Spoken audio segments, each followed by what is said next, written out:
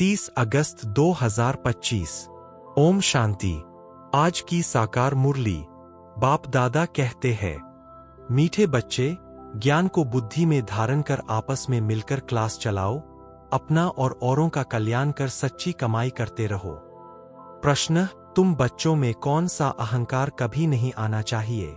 उत्तर, कई बच्चों में अहंकार आता है कि यह छोटी छोटी बालकियां हमें क्या समझाएंगी।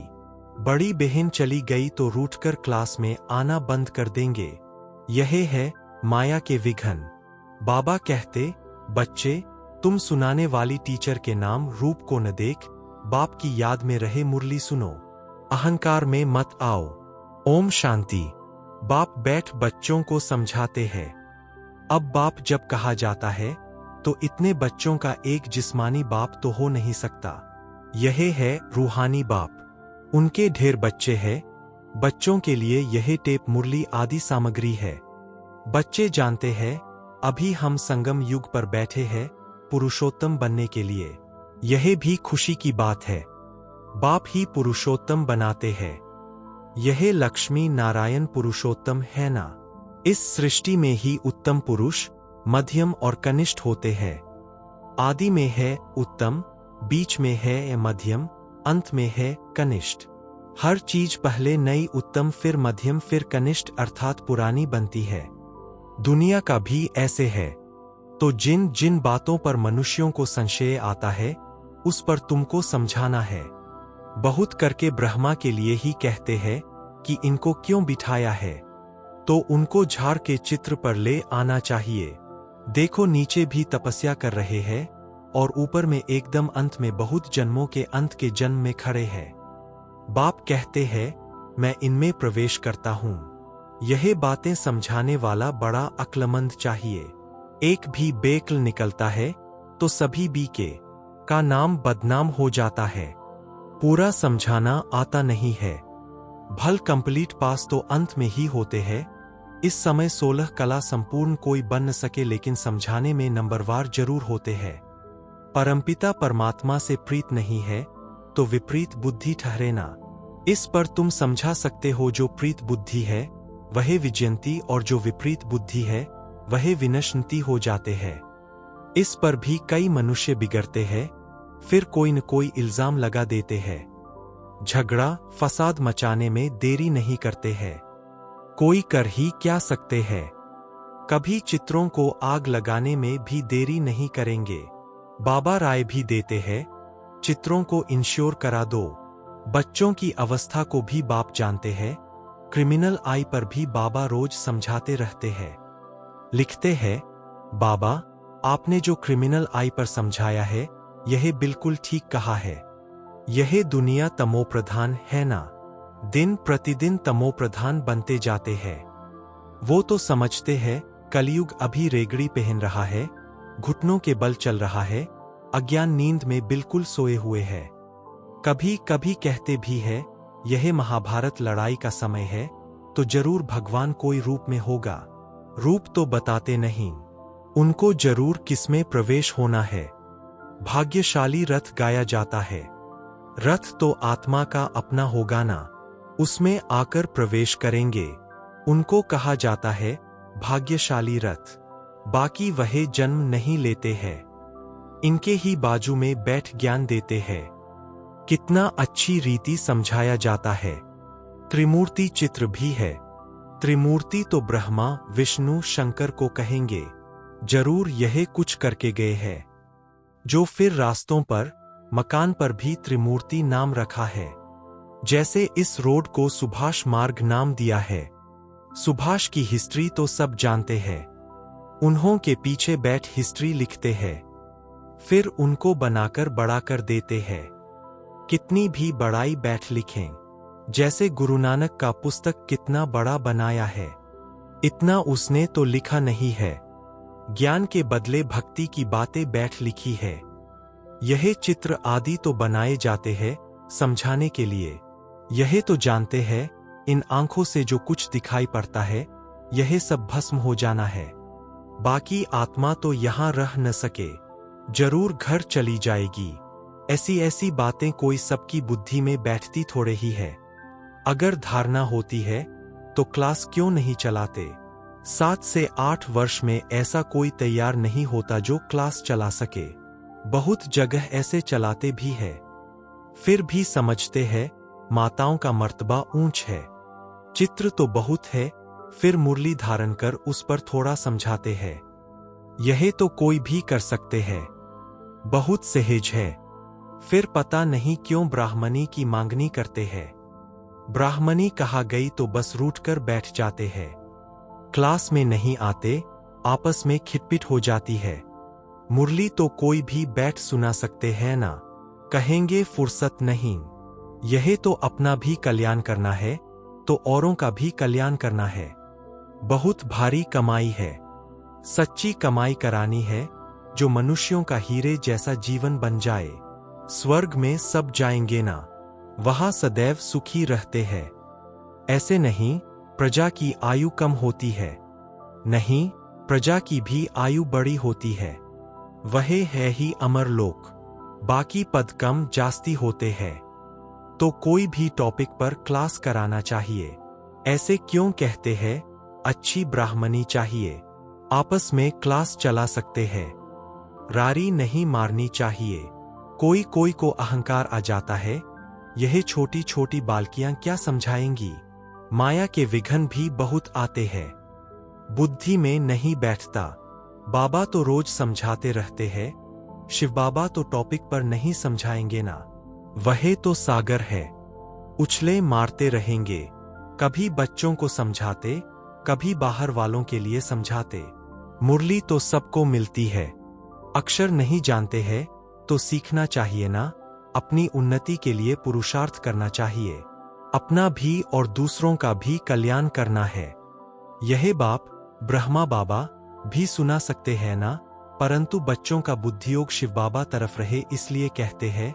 हमेशा समझो शिव बाबा सुनाते हैं, शिव बाबा को ही याद करो। शिव बाबा परमधाम से आए हैं, मुरली सुना रहे हैं। यह ब्रह्मा तो परमधाम से नहीं आकर सुनाते हैं।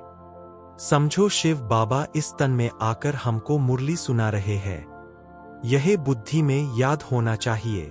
यथार्थ रीति यह बुद्धि में रहे तो भी याद की यात्रा रहेगी ना, परंतु यहाँ बैठे भी बहुतों का बुद्धियोग इधर उधर चला जाता है। यहाँ तुम यात्रा पर अच्छी रीति रह सकते हो, नहीं तो गांव याद आएगा, घरबार याद आएगा। बुद्धि में यह याद रहता है, शिव बाबा हमको इसमें बैठ पढ़ाते हैं। हम शिव बाबा की याद में मुरली सुन रहे थे, फिर बुद्धियोग कहाँ भाग गया। ऐसे बहुतों का बुद्धियोग चला जाता है। यहाँ तुम यात्रा पर अच्छी रीति रह सकते हो। समझते हो शिव बाबा परमधाम से आए हैं। बाहर गांवड़ों आदि में रहने से यह ख्याल नहीं रहता है। कोई कोई समझते हैं शिव बाबा की मुरली इन कानों से सुन रहे हैं, फिर सुनाने वाले का नाम रूप याद न रहे। यह ज्ञान सारा अंदर का है, अंदर में ख्याल रहे शिव बाबा की मुरली हम सुनते हैं। ऐसे नहीं फलानी बहन सुना रही है, शिव बाबा की मुरली सुन रहे हैं। यह भी याद में रहने की युक्तियां हैं। ऐसे नहीं कि जितना समय हम मुरली सुनते हैं याद में है। नहीं, बाबा कहते हैं बहुतों की बुद्धि कहाँ बाहर में चली जाती है।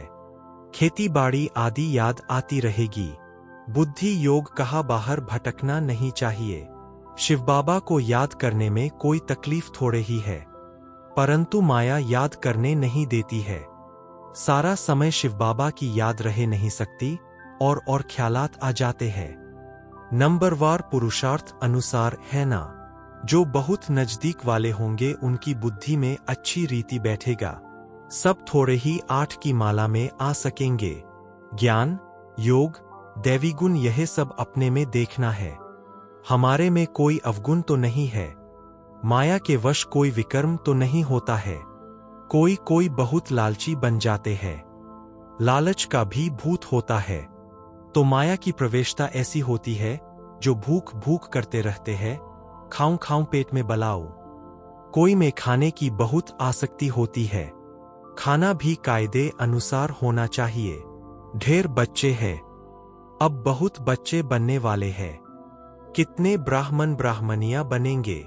बच्चों को भी कहता हूं, तुम ब्राह्मण बन बैठो। माताओं को आगे रखा जाता है। शिव शक्ति भारत माताओं की जय।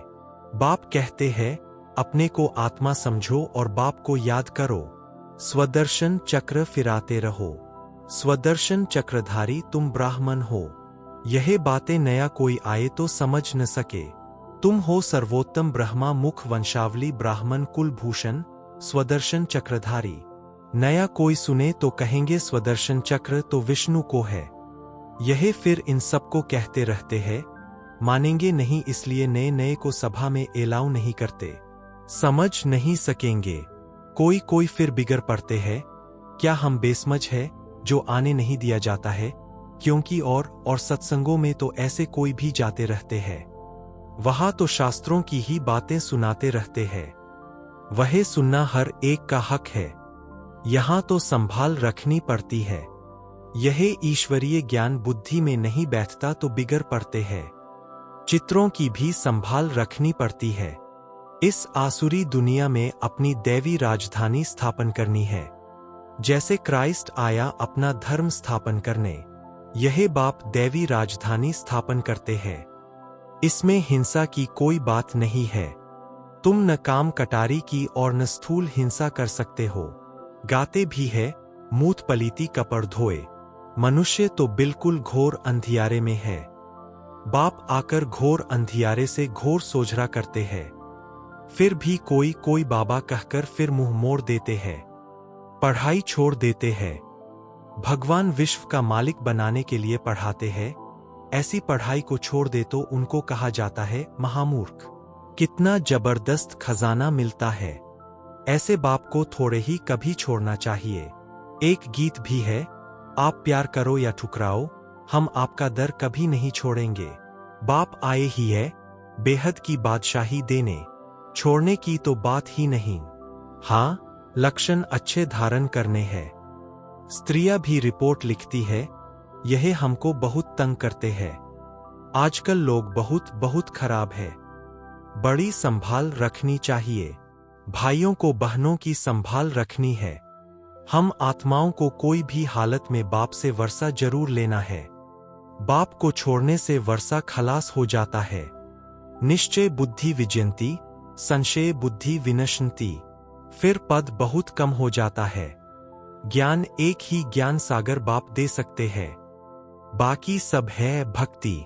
भल कोई कितना भी अपने को ज्ञानी समझे, परंतु बाप कहते हैं सबके पास शास्त्रों और भक्ति का ज्ञान है। सच्चा ज्ञान किसको कहा जाता है, यह भी मनुष्य नहीं जानते हैं। अच्छा, मीठे मीठे सिकी लधे बच्चों प्रति मात पिता बाप दादा का याद प्यार और गुड मॉर्निंग। रूहानी बाप की रूहानी बच्चों को नमस्ते। धारणा के लिए मुख्य सार। 1. ध्यान रखना है कि मुरली सुनते समय बुद्धियोग बाहर भटकता तो नहीं है। सदा स्मृति रहे कि हम शिव बाबा के महावाक्य सुन रहे हैं।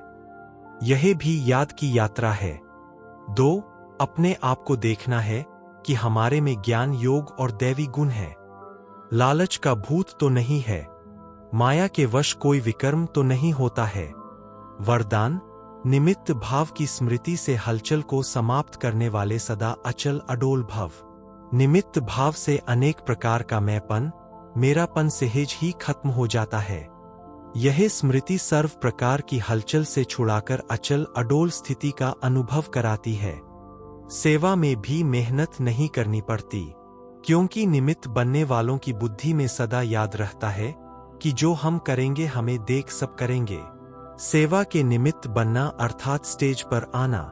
स्टेज तरफ स्वतः सबकी नजर जाती है, तो यह स्मृति भी सेफ्टी का साधन बन जाती है। स्लोगन, सर्व बातों में न्यारे बनो तो परमात्मा बाप के सहारे का अनुभव होगा। अव्यक्त इशारे, सहज योगी बनना है तो परमात्मा प्यार के अनुभवी बनो।